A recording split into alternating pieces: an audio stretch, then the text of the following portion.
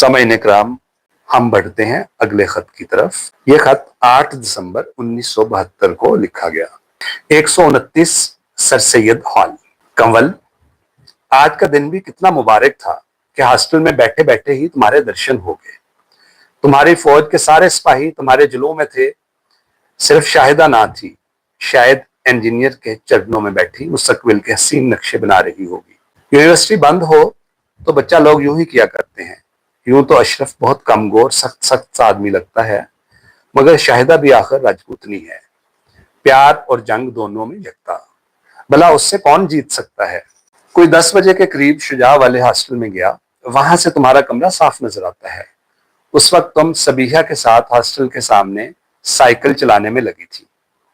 پتا ہے، میں نے تمہیں دوربین سے دیکھا تھا۔ یہاں ایک لڑکے کے پاس بڑی نفیس دوربین ہے جو ہمہ وقت کسی نہ کسی لڑکے کی آنکھ پر ہوتی ہے۔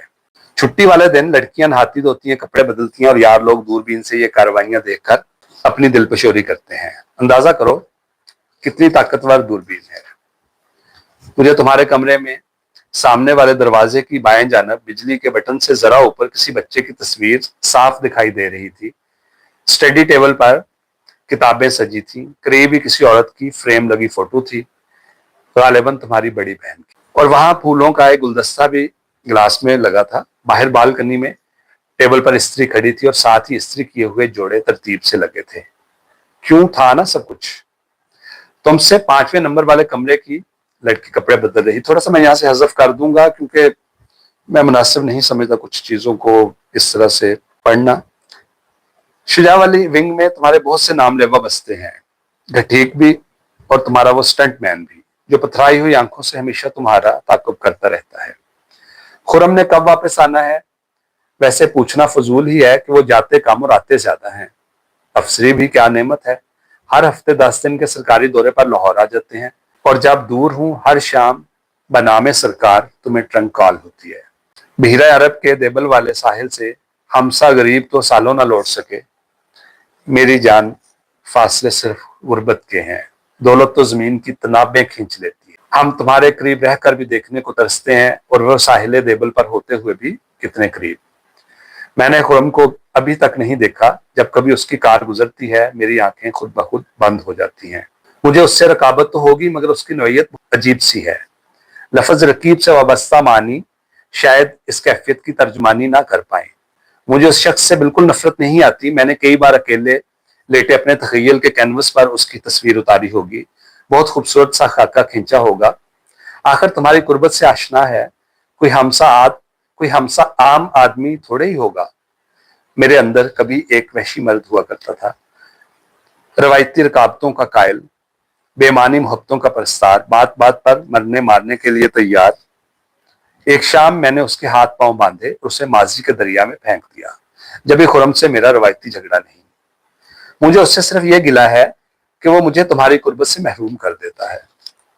جب تک وہ یہاں رہتا ہے تنہائیاں سر پر بازو رکھے میرے ارد گرد بین کرتی رہتی ہیں۔ ان دنوں مجھے یوں محسوس ہوتا ہے جیسے تم ایک ایسی ماں ہو جس نے ایک بیٹا تو دنیا کے رواج کے مطابق جنم دیا، اسے تم اٹھائے اٹھائے پھرتی ہو، اس کے ماتھے پر سیاہ نشان لگاتی ہو کہ وہ نظر بد سے بچا رہے، لوگوں سے اسے ملواتی ہو، گھنٹوں اسے ساتھ لیے رہتی ہو، مگر مجھے ایک ایسا بچہ بنا دیتی ہو جسے تم نے بن باپ کے پیدا کیا تھا۔ مجھے دنیا کے سامنے اپنا کہنے سے شرماتی ہو، اس کی موجودگی میں تم مجھے روتا دھوتا چھوڑ کر چل دیتی ہو، پھر دنیا کی نظروں سے بچ بچا کر اندھیروں میں منہ لپیٹے پل دو پل کے لیے مجھے بہلانے کے لیے آ جاتی ہو۔ خرم میرے وجود کو ناجائز بنا دیتا ہے۔ میں تم سے جتنا پیار کرتا ہوں زمانہ اس کا بدل شاید کبھی پیدا نہ کر سکے، مگر میں نے کبھی تمہیں خرم کے ساتھ ملنے سے روکا اور نہ کبھی کہا کہ اسے میری وجہ سے چھوڑ دو۔ میں تم سے پیار کرتا ہوں، یہ میرا حق ہے۔ تم کسی کو پسند کرو، یہ تمہارا بنیادی حق ہے۔ خرم اس قدیم دنیا کا باسی ہے جو صرف اپنا حق تسلیم کرتی ہے، جہاں دوسروں کو اپنی چھوٹی سی خواہشات پر قربان کر دینا ثواب سمجھا جاتا ہے، جہاں عورت کو ذاتی زمین کی طرح استعمال کیا جاتا ہے۔ وہ تو ابھی سے زمین کا مالک بنا بیٹھا ہے۔ میں جنسی آزادی سے خوفزدہ نہیں، لوگوں نے اس لفظ کے ساتھ بہت سے غلط معنی وابستہ کر رکھے ہیں۔ پہلے تو وہ جنس اور پیار کو تو متضاد چیزیں سمجھتے ہیں، چنانچہ بغیر کسی باہمی پسندیدگی کے فریضہ ازدواج کے نتیجے میں بچے پیدا کرتے رہتے ہیں، جنسی آزادی کا نام سنتے ہیں ان کے ذہن میں پہلا خیال یہ آتا ہے کہ شاید برہنہ عورتیں ہر چوراہے پر ان کی منتظر ہوں گی جہاں روپے پیسے دیے بغیر کام چلے گا۔ انہی بنیادوں پر لوگ جنسی آزادی کی حمایت بھی کرتے ہیں اور مخالفت بھی۔ میں ان دونوں سے متفق نہیں۔ ایسی سوچیں صرف جنسی اشتہا کی نمائندگی کرتی ہیں۔ میرے نزدیک دنیا میں کوئی ایسی آزادی ممکن نہیں جو غیر مشروط ہو، حتیٰ کہ صرف سوچنے کی آزادی کے لیے بھی ذہن و شعور کا ہونا اولین شرط ہے۔ جنسی آزادی کے لیے باہمی پسندیدگی لازمی شرط ہے اور اس کے نتائج کی ذمہ داری دوسری شرط۔ ہمارے یہاں جنس صرف نتائج سے وابستہ ہے، جبھی یہاں شدید گھٹن کا عالم ہے۔ زندگی کے سمندر کا احاطہ ممکن نہیں۔ انسان اپنے زندہ لمحات کو زیادہ سے زیادہ حسین بنانے کا خواہش مند رہتا ہے۔ وہ زندگی کا دامن رنگ و بو سے بھر دینا چاہتا ہے۔ ذرا سوچو تو، آج 1972 ہے۔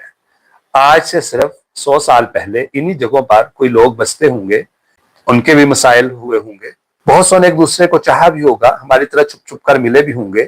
آج تہہ خاک ہیں، کوئی نہیں جانتا وہ کون لوگ تھے۔ میں نے اکثر یونیورسٹی کے حسین برآمدوں میں بیٹھ کر ان لوگوں کے متعلق سوچا ہے۔ یقین جانو 2072 سن 2072 بھی آئے گا۔ ٹھیک آج کے دن انہی جگہوں پر جانے کون لوگ کھڑے ہوں گے، ان کے بھی مسائل ہوں گے، باہمی پیار محبت کے تذکرے ہوں گے، اور ہم سب کو کوئی اسی طرح نہ جانتا ہوگا جیسے آج ہم اگلوں سے واقف نہیں ہیں۔ اس وقت ہم تہہ خاک ہوں گے۔ اگر انسانی زندگی کا حدود اربہ صرف اتنا ہے تو تم ہی سوچو، پیار کے چند لمحات جو ہمیں میسر ہیں انہیں کیوں ضائع کریں؟ رسوم کا زہر پی پی کر کیوں گلتے رہیں؟ اندھی روایتوں کے دائرے میں کیوں مقید رہیں اور لوگوں سے کیوں ڈریں؟ میں اور تم اتنے مختصر ہونے کے باوجود اس کائنات کی سب سے قدیم شے بھی ہیں۔ ان گنت گزری صدیوں کی تہیں ہمارے اندر لگی ہیں اور آنے والی جانے کتنی صدیوں کی قوت ہمارے اندر مچل رہی ہے۔ جانے کتنے لوگ ہماری کمر میں رینگ رہے ہیں۔ ہم حیات انسانی کے اسی تسلسل کے امین ہیں۔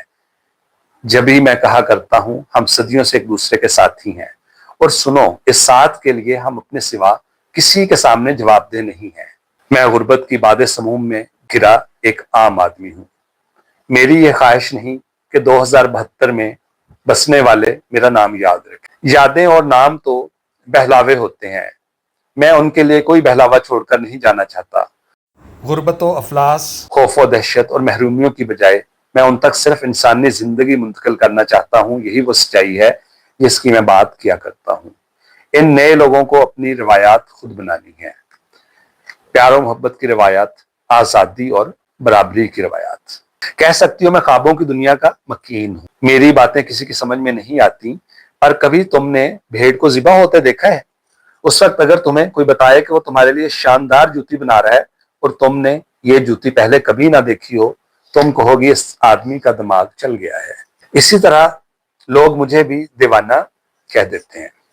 اگر 2072 میں چند لمحوں کے لیے مجھے دوبارہ زندگی مل جائے تو میں ان نئے لوگوں سے صرف ایک بات کہوں کہ 20ویں صدی انسان کے خلاف نفرتوں کی صدی تھی، جہاں مرنا بھی دشوار تھا اور زندہ رہنا بھی، اور نفرتوں کا یہ عالم تھا کہ پیار بھی چھپ چھپ کر کرنا پڑتا تھا۔ ہاں جی، آج شام تم نظر نہ آئی، باہر نکلا تو سبیہا سنتوش کی جوڑی پلی پر جمی تھی۔ حسب عادت انہوں نے چھیڑا، مگر میں سر جھکائے گزر گیا۔ تم ان کے ساتھ نہ تھی، ان سے پوچھنا مناسب نہ سمجھا۔ انہوں نے سوچا ہوگا میں بیمار ہوں یا پھر ان سے ناراض، جبھی انہوں نے تم سے شکایت لگائی ہے۔ پگلی دنیا اپنے درد کو کیا جانے۔ شام 8:30 کے قریب تمہیں فون بھی کیا، تم نہ تھی۔ کوئی لڑکی فون پر تھی، کافی دیر گپ لگاتی رہی، پوچھتی رہی کون ہو، کیا کرتے ہو، کیا شکل ہے، تمہارے ہاتھوں کی انگلیاں کیسی ہیں، قد کتنا ہے، رنگ کیسا ہے، وغیرہ وغیرہ۔ میں نے اس سے پوچھا تم یہ سب کیوں جاننا چاہتی ہو؟ کہنے لگی فون پر تمہاری آواز پیاری لگتی ہے۔ میں نے اس سے کہا کہ اس نے اگر شکل دیکھ لی تو پھر روتی پھرے گی۔ جب میں فون بند کرنے لگا تو اس نے کہا اگر تم بہت مصروف نہیں ہو تو چند منٹ اور باتیں کر لیتے ہیں، اور اپنا رنگ ناک نقشہ بتانے لگ پڑی کہ وہ بہت ہی بدصورت ہے، اس کی شکل حبشیوں جیسی ہے، بہت نالائق ہے، اور اس قسم کے دوسرے مذاق کرتی رہی۔ میں نے بمشکل اس سے جان چھڑائی۔ فون پر یہ لڑکیاں اتنا تنگ کرتی ہیں، خدا ہی بچائے۔ کئی دفعہ تو گھروں سے یہاں لڑکوں کے ہاسٹل میں ٹیلی فون کرتی ہیں، جو بھی ان کے ہاتھ لگ جائے اسی کا دماغ چاٹنا شروع کر دیتی ہیں۔ لڑکے بھی یہی حرکت کرتے ہوں گے، جبھی تو ہمارے ہاسٹلوں کے ٹیلی فون ہم وقت مصروف رہتے ہیں۔ आम जिंदगी पर पहरे हैं, औरत और मर्द अपनी मर्जी से एक दूसरे के साथ मिल नहीं सकते, माशरती बंधनों की जंजीरें हैं, नारवा पाबंदियां हैं, इखलाकी ज़वाबित हैं, गैर इंसानी बंदिशें हैं। बेचारे लोग कहाँ जाएं, क्या करें? बस फोन पर ही गपशप लगाकर ईमान ताज़ा करते हैं। और जिन्हें फोन की अय्याशी मुयस्सर नहीं, वो अपने जहन के पर्दों पर ब्लू प्रिंट चलाते हैं, आंखें बंद करके ख्यालात की दुनिया बसाते हैं और अपने अपनी पसंद के मर्दों और औरतों को अपने पहलू की जीनत बनाते हैं, अपनी मर्जी के मुताबिक उनसे मुकालमे अदा कराते हैं और यूं फितरी ख्वाहिशात को पूरा करते हैं। अपनी सोसाइटी इन बातों पर शर्मिंदा हो जाती है जिन पर नहीं होना चाहिए, लेकिन उन बातों पर कतन शर्मिंदा नहीं होती जिन पर उसे शर्मिंदा होना चाहिए। मसलन औरत और मर्द का मिलाप फितरी हकीकत है, इस हकीकत से शर्माना एक गैर फितरी रवैया है। लेकिन रिश्वत, मिलावट, जखीरा अंदोसी और दौलत के अंबार बगैर शर्माए इकट्ठे किए जाते हैं, उन बुराइयों पर कोई शर्मिंदा नहीं होता। मैं मानता हूं इंसान को अपनी पैदाइश पर कोई इख्तियार नहीं, वो किसी मुआशरे, किसी मजहब, किसी तबके और किसी भी फर्द के यहाँ जन्म लेने पर मजबूर है। वो अपनी मर्जी या ख्वाहिश के बगैर जन्म लेता है। हम तुम इसी तरह मुख्तलिफ लोगों के यहाँ पैदा हुए, लेकिन इंसान को ये आज़ादी है कि वो अपने माहौल, उसकी अखलाकियात और उसकी बंदिशों को कबूल करे या फिर उन्हें रद्द कर दे। यह जरूरी नहीं मैं वही कुछ करूं जो मेरा मुआशरा कहता है या करता है, मैं उसे ही हकीकत समझूं जिसे लोग हकीकत समझते हैं। मैं भी अपनी आंखों पर पट्टी बांध लूं क्योंकि यही मेरे माहौल का दस्तूर है। मैं जिंदगी की हर हकीकत को परखना चाहता हूं, मैं उन रसूम और रवायात को जांचना चाहता हूं, उनके मतलब मानी समझना चाहता हूं और फिर उन्हें कबूल करूं या रद्द कर दूं, ये मेरा इख्तियार है, यही मेरी आजादी है। मैं अंधे अकीदों का कायल होकर ये आजादी खोना नहीं चाहता। जो लोग दी हुई सूरत हाल को मनो अंत कबूल कर लेते हैं, जो लोग हादसा पैदाइश की बिना पर हिंदू या मुसलमान होते हैं, वो दरअसल बड़े काबिल रहम लोग होते हैं। ऐसे लोग अगर हिंदू के यहाँ जन्म लें तो जिनसंगी और बदकिस्मती से वाक़या की उस जानब हूं तो जमात इस्लामी कहलाते हैं। वो नहीं जानते कि वो मुसलमान क्यों हैं और नहीं सोचते कि वो हिंदू किस लिए हैं। अगर हादसा पैदाइश का इत्तेफाक इससे उल्ट होता तो वाजपेयी आज मौलाना तफैल मोहम्मद होता और मौलाना इतने ही कट्टर जिनसंगी, और दोनों उसी शदोमत से खिदमत दीन में मसरूफ होते, ये सोचे बगैर कि जो कुछ कर रहे हैं वो सही है या गलत। जो लोग बंदिशों को सदाकत जानकर उनके सामने सरे तस्लीम खम कर देते हैं, वो गैर फितरी तरीकों से फितरत का इजहार करते हैं। अपने साथ दूसरों को भी अंधी रिवायात की तंग कब्रों में उतारने को खुदाई खिदमत समझते हैं। ऐसे आदमी अंधेरे में जो कुछ करते हैं, रोशनी में उस पर तबर्रा भेजते हैं। उनकी जात के कई रूप होते हैं और हर रूप दूसरे के बरक्स होता है। वो अपनी आधी जिंदगी खुद को फरेब देने में जाया कर देते हैं और बकाया आधी उस फरेब को सही साबित करने की साई नाकाम में। खुद फरेबी के समंदर में डूबे इस कबीले के साथ मेरा कोई ताल्लुक नहीं। मैं दूसरों के कंधों पर सवार होकर जन्नत में दाखिल होने की बजाय अपने कदमों पर चलकर दोज़ख में जाना पसंद करूंगा। इस समाज में अगर सदाकतों को महसूस करना हो तो किसानों की बस्ती में चली जाओ, तुम्हें यकीन आ जाएगा कि उनका अंदर और बाहर एक है। उनके अकीदे कितने सादा हैं और जिंदगी के लिए उनकी अप्रोच जिंदगी से किस कदर करीब है। उनका प्यार कितना बराह रास्त है और वहां मर्द और औरत का रिश्ता फितरत के कितना करीब है।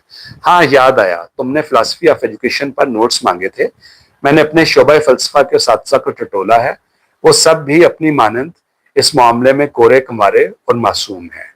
हमारे यहाँ ये इंतहाई अहम मजमून सिरे से पढ़ाया ही नहीं जाता है ना, हैरत की बात। लेकिन हम फलसफी हैं और हमारे साथसा ठहरे हमारे भी उस्ताद। वो हमें फलसफा के सिवा हर शय पढ़ाते हैं और हम पढ़ने के सिवा सब काम करते हैं। लिहाजा इंतहाई सुकून और कमाल हम आहंगी से ये सिलसिला चल रहा है और जाने कब तक चलता रहेगा। ताहम तुम घबराओ नहीं, मुझे इस मजमून पर चंद किताबें मुयस्सर आ गई हैं, तुम्हें भेज दूंगा, काम चला लेना। लिखते लिखते हाथ भी थक गया है, अब इजाजत दो। प्यार प्यार प्यार, बहुत सा प्यार।